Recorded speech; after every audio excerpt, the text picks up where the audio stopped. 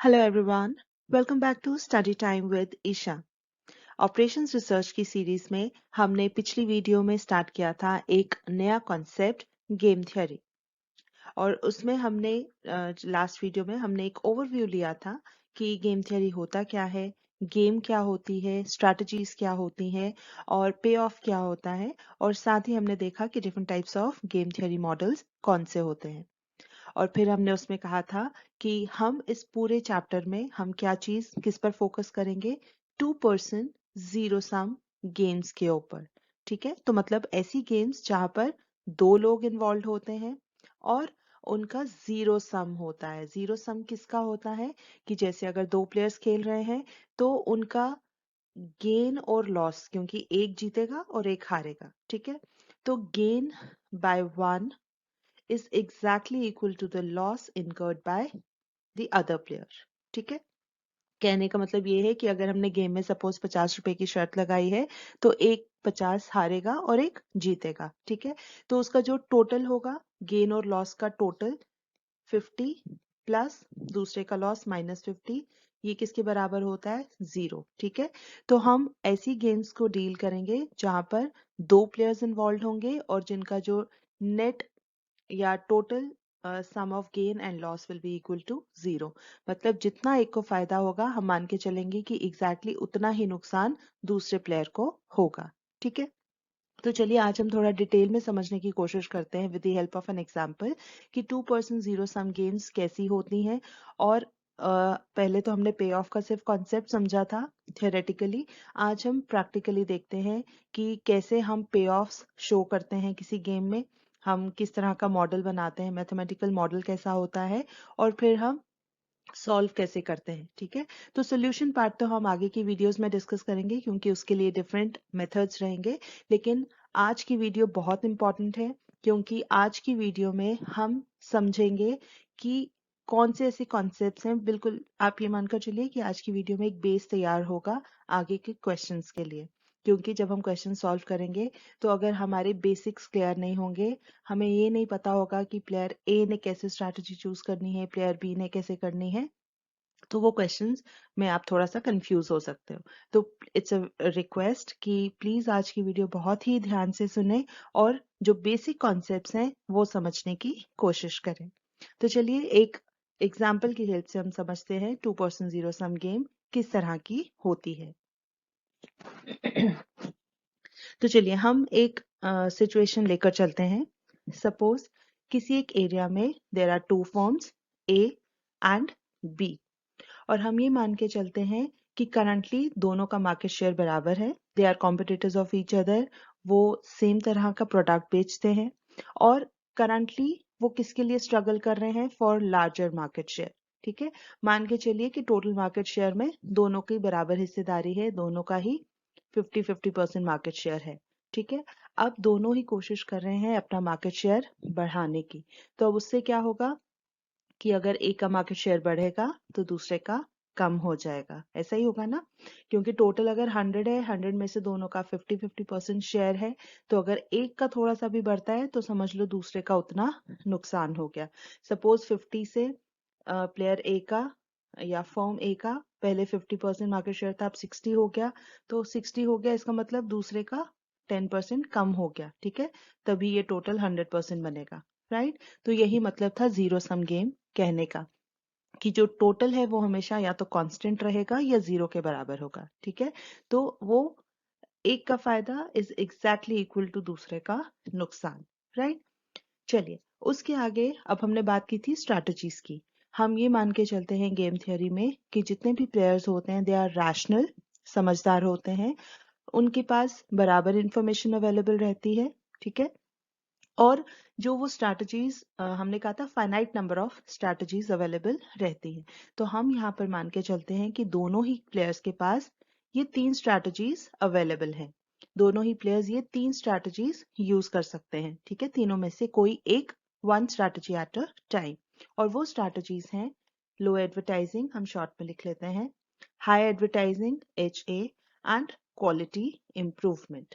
Right, similarly यही तीनों strategies player B के पास भी अवेलेबल हैं, low advertising, high advertising and quality improvement. ठीक है, इसके बाद हम एक चीज क्या एज्यूम करते हैं कि दोनों ही प्लेयर्स को ये पता है कि दोनों ही प्लेयर्स के पास ये तीन तीन स्ट्रैटेजीज अवेलेबल हैं। ठीक है, और साथ ही उनको क्या चीज पता है, चलिए पहले उससे हम ये देखते हैं कि अगर दोनों के पास तीन तीन स्ट्रैटेजीज अवेलेबल हैं तो हमारे पास total combinations of moves, total, ये बहुत इंपॉर्टेंट है, टोटल कॉम्बिनेशंस ऑफ मूव्स, मतलब क्या मूव्स हैं कि अगर प्लेयर ए पहली स्ट्रैटेजी चूज करता है लो एडवर्टाइजिंग, तो दूसरे प्लेयर के पास तीन स्ट्रैटेजीज है ना, तो वो दूसरा प्लेयर उसको काउंटर करने के लिए इन तीनों में से कोई भी स्ट्रैटेजी यूज कर सकता है। ठीक है, तो इसका मतलब यहाँ तीन कॉम्बिनेशंस हैं, low advertising by one and low advertising by other, और low advertising strategy by player A and high advertising by player B, और low advertising by player A and quality improvement वाली स्ट्रैटेजी बाय प्लेयर बी। ठीक है, ये तीन combinations हैं। उसी तरह से अगर प्लेयर ए चूज करता है strategy two, that is high advertising, इसको भी काउंटर करने के लिए प्लेयर बी कोई भी चूज कर सकता है इन तीनों में से कोई भी स्ट्रैटेजी। ठीक है, और तीसरा, अगर वो क्वालिटी इंप्रूवमेंट प्लेयर ए चूज करता है तो प्लेयर बी अगेन इन तीनों में से कोई भी स्ट्रैटेजी चूज करके उसको काउंटर कर सकता है। ठीक है, तो इसका मतलब हमारे पास टोटल कितने हैं, total 9 combinations of moves available हैं। ठीक है, अब हम क्या एज्यूम करके चलते हैं कि स्ट्रैटेजीज तो दोनों को पता है, प्लेयर ए को भी पता है कि इन तीनों में से ही कोई स्ट्रैटेजी मुझे चूज करनी है, और प्लेयर बी को भी पता है कि इन्हीं तीनों स्ट्रैटेजीज में से कोई एक चूज होनी है। ठीक है, तो मतलब ए और बी को दोनों को एक दूसरे का पता है कि हम दोनों ही इनमें से ही कोई एक स्ट्रैटेजी चूज करेंगे, लेकिन ये नहीं पता है कि कौन सी स्ट्रैटेजी चूज करेंगे। ठीक है, अब इसके अलावा क्या पता है, ये इंफॉर्मेशन हमारे पास अवेलेबल है कि अगर मैंने, मतलब फॉर्म ए ने अगर लो एडवर्टाइजिंग स्ट्रैटेजी चूज की और प्लेयर बी ने उसको काउंटर करने के लिए लो एडवर्टाइजिंग स्ट्रैटेजी चूज की, तो उसका नेट रिजल्ट क्या आएगा। ठीक है, हम दोनों ने एक एक चाल चली, उसका नेट रिजल्ट हमें पता है क्या होगा। ठीक है, अब वो या तो ए के फेवर में होगा या बी के फेवर में होगा। ठीक है, तो एक रिजल्ट आएगा। उसी तरीके से अगर प्लेयर ए ने स्ट्रैटेजी लो एडवर्टाइजिंग चूज की और प्लेयर बी ने हाई एडवर्टाइजिंग चूज की, तो उसका भी कुछ रिजल्ट होगा, या तो प्लेयर ए के फेवर में या बी के फेवर में। सिमिलरली हमें ये 9 कॉम्बिनेशंस के लिए ये 9 रिजल्ट्स मिल सकते हैं। ठीक है, और ये चीज हमें पता है, दोनों प्लेयर्स को ये चीज पता है, मतलब हमें कॉम्बिनेशंस का रिजल्ट पता है। जैसे फॉर एग्जाम्पल हम चेस खेलते हैं, ठीक है, इसको थोड़ा सा और सिंपल करते हैं। हम अगर चेस खेलते हैं तो दोनों ही प्लेयर्स को पता होता है, मुझे भी पता है कि अगर मैं ये चाल चलूंगी तो दूसरा प्लेयर इसको काउंटर करने के लिए ये चल सकता है, तो उसका क्या फायदा होगा। ठीक है, मेरा मतलब मुझे फायदा होगा या नुकसान होगा, राइट। तो ये दोनों को ही पता रहता है, और लेकिन ये नहीं पता होता कि वो कौन सी स्ट्रैटेजी चूज करेगा। ठीक है, मुझे ये पता है कि ये दो तीन चीजें वो कर सकता है, लेकिन उनमें से क्या करेगा ये मुझे नहीं पता है। ठीक है, तो इसीलिए हम यहाँ पर कहते हैं कि ये 9 कॉम्बिनेशंस हमें पता है और उनके रिजल्ट्स हमें पता है। ठीक है, लेकिन ये नहीं पता है कि कौन किस चीज से काउंटर करेगा। ठीक है, तो ये सारी एजम्पशंस हमें लेकर चलनी है गेम थियरी मॉडल के लिए। ठीक है, अब इसको थोड़ा सा हम और डिटेल में पढ़ते हैं। हम कुछ पे ऑफ, इन्हीं को हम पे ऑफ बोलते हैं। ठीक है, ये जो रिजल्ट है यही पे ऑफ है।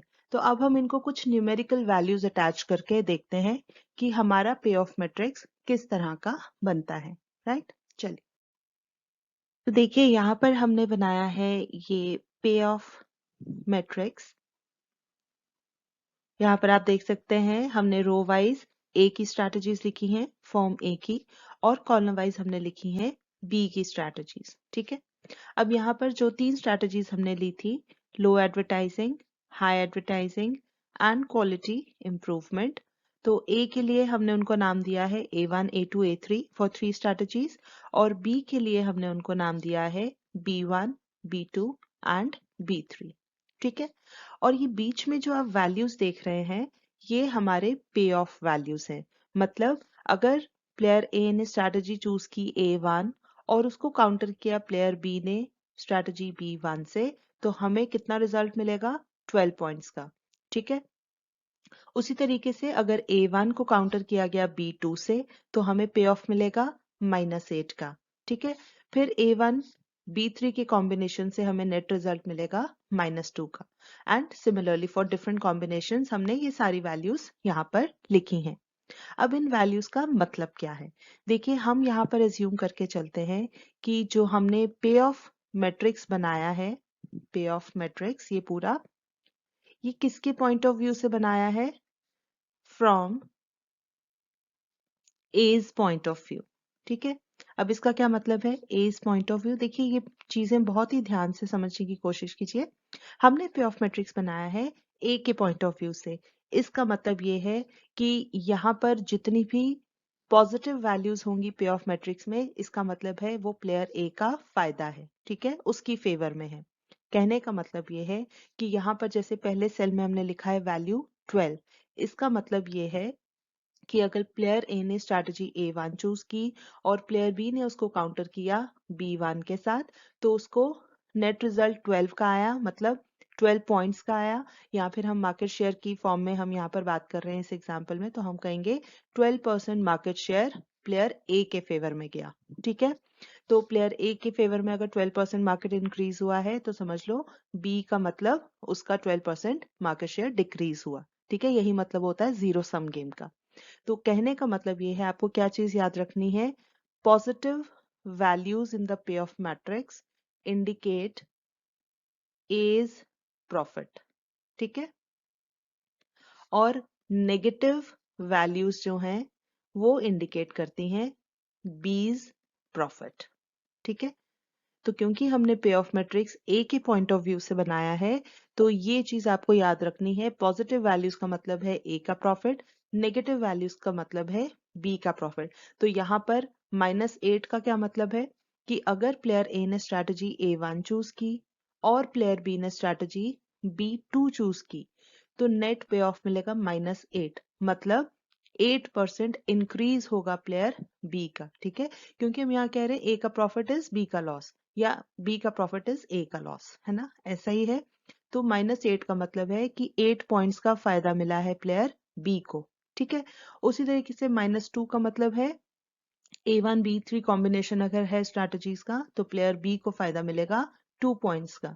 सिमिलरली 6 का मतलब है ए का फायदा। ठीक है, 6 पॉइंट्स का। वैसे ही अगर A2 B2 स्ट्रैटेजी चलते हैं, तो 7 पॉइंट्स का फायदा होगा प्लेयर ए को, एंड लाइकवाइज। ठीक है, तो positive values means player A का फायदा, negative values means player B का फायदा। ठीक है, तो ये कुछ चीजें आपको पहले ध्यान में रखनी है। चलिए अब आगे देखते हैं हमें इसमें। अब देखिए हमारी बेसिकली प्रॉब्लम क्या है, हमें क्या चीज फाइंड आउट करनी है? ऑप्टिमल स्ट्रैटेजी या optimal strategies for players A and B. ठीक है, एक तो हमें ये ऑप्टिमल स्ट्रैटेजी चूज करनी है, हमें बताना है कि ए के लिए बेस्ट कौन सी स्ट्रैटेजी रहेगी, बी के लिए बेस्ट कौन सी स्ट्रैटेजी रहेगी। ठीक है, और उसके अलावा हम इसमें क्या फाइंड आउट करते हैं? Value of game. Value of game, आप मान के चलिए यहाँ पर वैल्यू ऑफ गेम का मतलब है कि जब फाइनल सब कुछ हो गया, पूरी गेम चल ली, तो लास्ट में गेम किसकी फेवर में आई, ए की फेवर में या बी की फेवर में। ठीक है, तो क्योंकि हमने कहा कि पे ऑफ मैट्रिक्स ए के पॉइंट ऑफ व्यू से बनाया गया है, तो अगर value of game if it is positive, this implies A wins, right? And if negative, this implies player B wins. ठीक है, तो ये कुछ चीजें आपको याद रखनी है। जैसे हमने पहले भी जो असाइनमेंट प्रॉब्लम्स और ट्रांसपोर्टेशन प्रॉब्लम्स डिस्कस की पुराने वीडियोस में, तो हमने वहां पर क्या था, हमने कहा था ऑप्टिमल डिस्ट्रीब्यूशन हम देखते हैं। ठीक है, तो वैसे यहाँ पर हम ऑप्टिमल स्ट्रैटेजीज देखते हैं, और वहां पर हमने जैसे लास्ट में टोटल कॉस्ट या टोटल प्रॉफिट कैलकुलेट किया था, यहाँ पर हम वैल्यू ऑफ गेम कैलकुलेट करते हैं। ठीक है, कि वैल्यू ऑफ गेम मतलब फाइनली जब गेम खत्म हुई सारी स्ट्रैटेजीज चलने के बाद, तो लास्ट में वो किसकी फेवर में हुई, ए की फेवर में या बी की फेवर में, ठीक है। और हाँ, अगर ये value of game equal to 0 आती है, if 0, this implies no one wins, ठीक है, इट्स अ ड्रॉ, ना ए की फेवर में ना बी की फेवर में, राइट, इज दैट क्लियर? तो चलिए आगे हम देखते हैं कि अब हम इसमें क्या चीजें और मतलब हमें समझने की जरूरत है।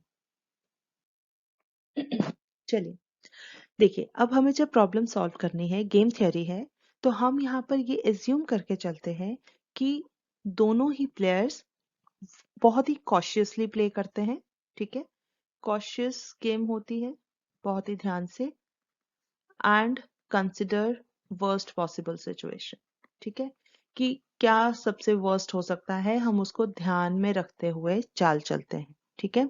जैसे हम चेस खेलते हैं तो हमें पता है कि हमने अगर एक चाल चली तो दूसरा उसको हमें कैसे काउंटर करेगा, ठीक है, लेकिन हम वो वाली चाल चलते हैं जहां पर हमें लगता है, हम ये ध्यान में रखते हैं कि ज्यादा से ज्यादा हमें कहाँ पर नुकसान हो सकता है, कि ऑब्वियसली दूसरा प्लेयर वही स्ट्रैटेजी चलेगा, ठीक है। तो इसीलिए हम बहुत कॉशियसली खेलते हैं और वर्स्ट पॉसिबल जो सिचुएशन है हम उसको ध्यान में रखते हुए, क्योंकि हमें पता है कि प्लेयर बी ने, दूसरे प्लेयर ने हमें वर्स्ट सिचुएशन में ही डालना है अपनी तरफ से, ठीक है। चलिए अब हम स्टार्ट करते हैं पहले ए के पॉइंट ऑफ व्यू से।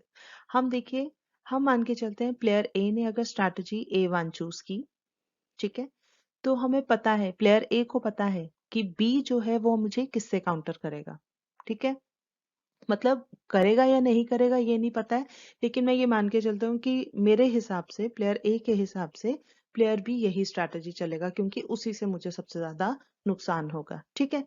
तो देखिए, अगर प्लेयर ए ने, ये चीजें आप बहुत ध्यान से सुनिए, प्लेयर ए ने अगर स्ट्रैटेजी A1 चूज की तो प्लेयर बी कोशिश करेगा उसको सबसे ज्यादा नुकसान पहुंचाने की, राइट। तो सबसे ज्यादा नुकसान देखिए उसे कहां पर होगा, ध्यान से देखिए, यहाँ पर सबसे ज्यादा नुकसान कहाँ है, -8, क्योंकि 12 का मतलब है ए को फायदा, -8 और -2 का मतलब है बी को फायदा, तो -8 सबसे कम वैल्यू है, राइट। तो मतलब सबसे ज्यादा नुकसान प्लेयर ए को कब होगा, अगर प्लेयर बी जो है स्ट्रैटेजी B2 चूज करेगा, तो पे ऑफ नेट रिजल्ट कितना आएगा, -8, हम क्या करेंगे, इस वैल्यू को इसके सामने लिख लेंगे, ठीक है, क्योंकि प्लेयर ए मान के चल रहा है कि प्लेयर बी तो यही स्ट्रैटेजी चूज करेगा क्योंकि वो कोशिश करेगा सबसे ज्यादा नुकसान पहुंचाने की, ठीक है। चलिए, अब अगर प्लेयर ए स्ट्रैटेजी चूज करता है A2, तो प्लेयर बी कौन सी चूज करेगा, B3, क्योंकि यहाँ पर सबसे कम फायदा है, देखो माइनस तो कहीं है ही नहीं, मतलब इन तीनों सिचुएशंस में प्लेयर ए को फायदा ही होना है, लेकिन प्लेयर बी क्या कोशिश करेगा, जहां पर उसे सबसे कम फायदा हो, तो दैट इज 3, तो वो क्या है, हम इसके सामने लिख लेंगे 3, ठीक है। उसके बाद तीसरा देखिए, यहाँ पर -10, -6 और 2, सबसे कम कहाँ पर है, फायदा ए को, -10, तो हम यहाँ लिख लेंगे -10, ठीक है। I hope this is clear to all, right. चलिए, ये हो गया प्लेयर ए की तरफ से, ठीक है। प्लेयर ए मान के चलता है कि अगर मैंने स्ट्रैटेजी A1 चूज की तो प्लेयर बी जब चाल चलेगा तो मुझे इतने पॉइंट्स मिलेंगे, ठीक है। अगर मैंने स्ट्रैटेजी A2 चूज की तो प्लेयर बी कोशिश करेगा मुझे और नुकसान पहुंचाने की, जहां पर मुझे सबसे कम फायदा हो, तो फिर मुझे कितने पॉइंट्स मिलेंगे, 3 पॉइंट्स, ठीक है। और अगर मैंने स्ट्रैटेजी A3 चूज की तो मुझे प्लेयर बी फिर कोशिश करेगा मुझे सबसे कम फायदा हो, वो कहाँ पर है, B1 स्ट्रैटेजी से, दैट इज -10, तो वो हमने सामने लिख लिया, ठीक है। तो मतलब ये सारी वैल्यूज क्या है, मिनिमम वैल्यूज है ना हर एक रो की, these all are minimum values, तो हम इसको कह सकते हैं रो मिनिमा, ठीक है। अब आपको ये सारी टर्म्स समझनी है और याद रखनी है, ठीक है। हमने क्या किया, रो मिनिमा, हर एक रो का ये मिनिमम वैल्यू है। अब प्लेयर ए क्या करेगा, इन सब चीजों को ध्यान में रखते हुए कि ये वर्स्ट पॉसिबल सिचुएशंस हैं, तो ए ने कोशिश करनी है अपना फायदा बढ़ाने की, तो वो क्या करेगा, इन सभी वर्स्ट सिचुएशंस में से जो बेस्ट वाली है वो चूज करेगा, ठीक है। तो इन सब में से बेस्ट कौन सा है, 3 पॉइंट्स वाला, ठीक है। तो मतलब उसने इन सब में से मैक्सिमम चूज किया, मैक्सिमम चूज किया, तो कहने का मतलब क्या है, maximum of the minimum values, यही किया ना प्लेयर ए ने। देखिए, ये बहुत ध्यान से आपको टर्म्स समझनी है, क्योंकि इन टर्म्स में अक्सर कंफ्यूजन हो जाता है, मैक्सिमम में से मिनिमम या मिनिमम में से मैक्सिमम। ठीक है, तो यहाँ पर प्लेयर ए ने क्या किया, वर्स्ट पॉसिबल सिचुएशंस थी, तो मिनिमम वैल्यूज में से उसने मैक्सिमम चूज किया, maximum of the minimum values. इसी को हम शॉर्ट में बोलते हैं मैक्सी मिन। ठीक है, maximum means maximum of the minimum values, right. तो प्लेयर ए ने क्या स्ट्रैटेजी चूज की, मैक्सी मिन। प्लेयर ए कौन सी स्ट्रैटेजी यूज करता है, मैक्सी मिन। ठीक है, तो ये होगी प्लेयर ए की बात। अब हम देखते हैं कि अगर प्लेयर बी ने गेम स्टार्ट की तो क्या सिचुएशन होगी। चलिए देखिए, पहले हम इसको ये हटा लेते हैं सारा। देखिए, अगर player B B1 strategy choose करता है, अब प्लेयर बी ने भी कॉशियसली खेलना है। ठीक है, तो अब यहां पर हम कैसे चलेंगे। देखिए, अगर प्लेयर बी ने स्ट्रैटेजी चूज की B1, तो उसको पता है कि प्लेयर ए तो अपना फायदा बढ़ाने की कोशिश करेगा। ठीक है, तो अगर प्लेयर ए अपना फायदा बढ़ाने की कोशिश करेगा, मतलब वो कौन सी स्ट्रैटेजी चूज करेगा, जहां उसे सबसे ज्यादा फायदा है, दैट इज A1 12। ठीक है, तो ये हम सामने लिख लेते हैं, इसके नीचे फर्स्ट कॉलम के नीचे, राइट। अब देखिए, अगर प्लेयर बी बोलता है कि मैं स्ट्रैटेजी B2 चलता हूँ, मतलब हाई एडवर्टाइजिंग वाली, तो अगर मैं ये स्ट्रैटेजी B2 चलता हूँ, तो प्लेयर ए कोशिश करेगा, सबसे ज्यादा फायदा कहाँ है उसको, ये 7 पॉइंट्स का। ठीक है, तो वो स्ट्रैटेजी A2 चलेगा। मतलब ये मेरी एजम्पशन है, सॉरी, प्लेयर बी की ये एजम्पशन है कि अगर मैंने ये स्ट्रैटेजी चली तो player A will try to use this strategy. ठीक है, उसके बाद प्लेयर बी बोलता है कि अगर मैंने स्ट्रैटेजी B3 चूज की तो प्लेयर ए फिर से अपने फायदे को बढ़ाने की कोशिश करेगा, तो सबसे ज्यादा फायदा उसे कहाँ है, ये 3 पर। ठीक है, तो यहाँ पर हम लिख लेते हैं 3। अब ये सारी क्या है, मैक्सिमम वैल्यूज है ना, हमने हर कॉलम की मैक्सिमम वैल्यूज लिखी हैं, तो इसीलिए हम इसको बोल सकते हैं कॉलम मैक्सिमा। ऊपर हमने कहा था रो मिनिमा, इसे हम बोलेंगे कॉलम मैक्सिमा। ठीक है, तो मतलब ये सारी वैल्यूज क्या बताती हैं कि ए को कितना फायदा हो रहा है। ठीक है, डिफरेंट सिचुएशंस में। अब बी कौन सी स्ट्रैटेजी चूज करने की कोशिश करेगा, जहां पर ए को सबसे ज्यादा नुकसान हो। ठीक है, तो सबसे ज्यादा नुकसान कहाँ हो रहा है, ये 3 पॉइंट्स है ना, ये नेगेटिव नहीं है, अगर नेगेटिव होता तो गड़बड़ हो जाती, मतलब हम कुछ और सोचते। यहाँ पर सभी पॉजिटिव वैल्यूज हैं, मतलब सभी जगह पर ए को फायदा हो रहा है, लेकिन बी कोशिश करेगा मैं वो स्ट्रैटेजी चलूं जहां पर ए को सबसे कम फायदा हो। ठीक है, तो वो क्या है, स्ट्रैटेजी B3, और वो है ये 3 पॉइंट्स। ठीक है, तो मतलब इन मैक्सिमम वैल्यूज में से हमने मिनिमम चूज की, प्लेयर बी ने मिनिमम चूज की, तो मतलब उसने क्या चूज किया, minimum of the maximum values. ठीक है, इन मैक्सिमम वैल्यूज में से हर एक कॉलम की ये मैक्सिमम वैल्यू है, तो इन मैक्सिमम वैल्यूज में से उसने मिनिमम चूज की। इसको हम शॉर्ट में क्या बोलते हैं, मिनी मैक्स। मिनी मैक्स, ठीक है, minimax means minimum of the maximum values. इसका मतलब प्लेयर बी क्या सोचता है, player B minimax strategy choose करेगा। ठीक है, तो प्लेयर ए हमेशा मैक्सिमम स्ट्रैटेजी लगाएगा और प्लेयर बी हमेशा मिनी मैक्स। तो ये चीजें, ये टर्म्स आपको याद रखनी है, maximum strategy for player A and minimax strategy for player B, right.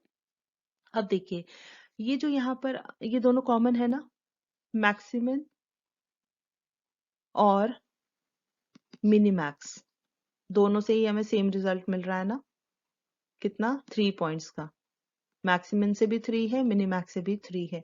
ठीक है, तो जब ये दोनों बराबर होते हैं, इसका मतलब नेट रिजल्ट हमें 3 पॉइंट्स का ही मिलेगा। ठीक है, तो हम बोलेंगे नेट रिजल्ट होता है हमारा वैल्यू ऑफ गेम। तो value of game is equal to 3, right.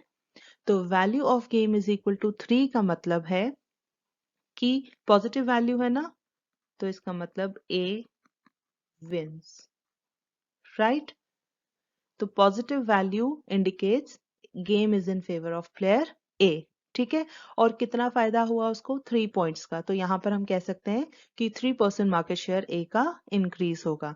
और ऑप्टिमल स्ट्रैटेजीज कौन सी हैं यहाँ पर, हम यहाँ पर पूरा आंसर लिखते हैं ऊपर, ऑप्टिमल स्ट्रैटेजीज। तो ऑप्टिमल स्ट्रैटेजीज हैं, देखिए यहाँ पर रो में 3 की कॉरेस्पॉन्डिंग है A2 और column wise it is B3। ठीक है। सो ऑप्टिमल स्ट्रैटेजीज हैं A2 and B3। Player A के लिए A2 स्ट्रैटेजी, प्लेयर B के लिए B3 स्ट्रैटेजी, राइट। तो हमने यहाँ पर क्या चीज की, हमने पूरा पे ऑफ मैट्रिक्स देखा, हमने रोज की मिनिमम वैल्यूज लिखी और उसमें से मैक्सिमम चूज की, कॉलम्स की हमने मैक्सिमम वैल्यूज लिखी और उसमें से मिनिमम चूज की। ठीक है।